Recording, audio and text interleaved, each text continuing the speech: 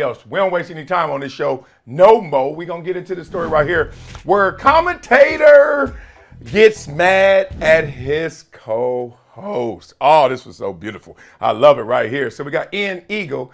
If you guys don't know who Ian Eagle is, he's that voice you hear on so many different games and different sports. Well, he was covering a Brooklyn versus Boston NBA game and decided to keep it 1,000 with Mike Fratello. So listen to this.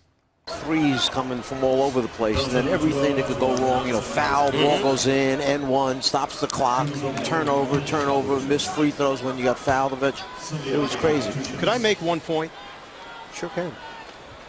I just want to say that earlier, you had a very patronizing tone towards me. I fully understand what a slip screen is. I've been doing the NBA for 18 years, but the way you presented it initially was gobbledygook. So, like the audience, I wanted you to come back and explain yourself. And you then just took a firing line on me, and it was uncalled for. I don't think so. That's exactly what happened. You are overly sensitive today. I am not. Did you have a bad day today? It's second game of a back-to-back. The ride back from very Philly, tough. did it disturb you last night? That was 2 hours with you, which is probably the reason why I've had enough tonight. Timeout. My good note. That's the best. Woo! He went to 900 and something. He didn't go 1,000 because he knew he had to come back after break and still have to talk to him and talk with him. But boy, let me tell y'all about this one right here. So, when you are doing something, it's almost like a group project. We all been there before from the 8th grade. We've got a group project. Okay, we got to do something on Martin Luther King Jr. Okay, so you, Tommy, and Timmy got to do it together, right? So you know what happens. You give them a call. Hey, man, we got that project on Friday. It's Monday right now. How you think we should do it? All right, come over to my house or I'll go over your house. Okay, we'll figure out whose house to go over. You look up, it's Thursday. Y'all ain't did jack, right?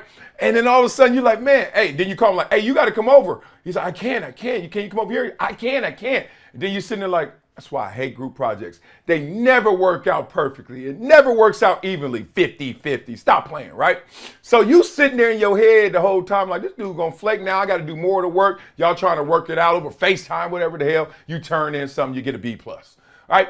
Imagine if you are watching a sport. Your job is to cover the sport.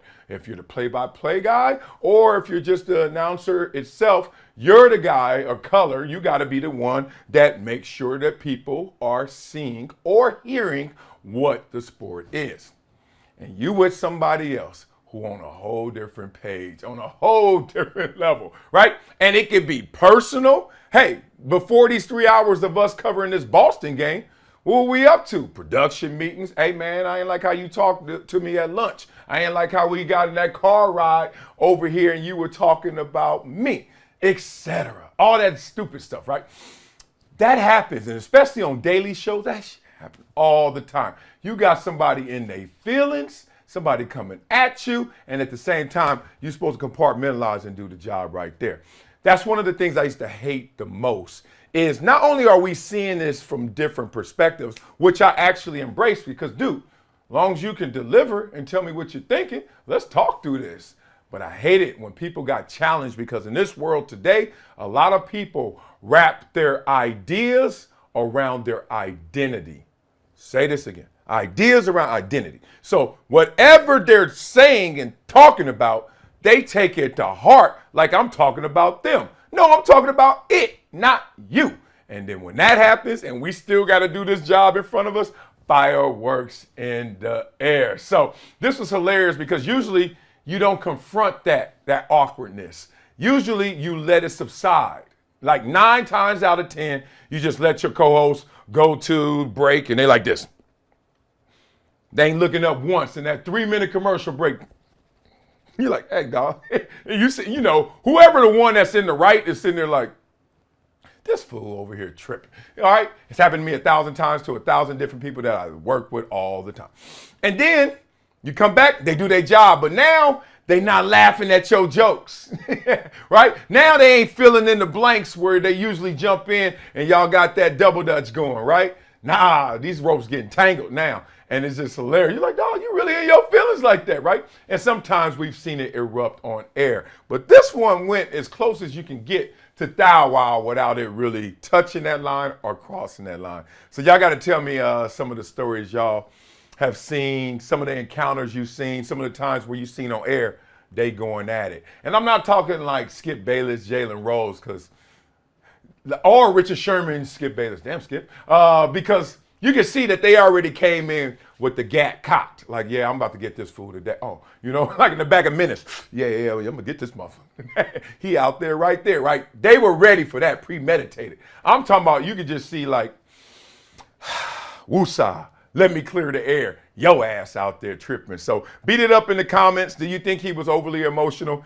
Ain't that funny when a dude don't want to fight? The first thing he want to do is call you something you ain't. And I'm like, dog, that's going to make me want to fight. What you mean? You don't want to fight. You like, oh, you and your feelings. Like, you and your feelings, fool. Like, oh, I was laughing out all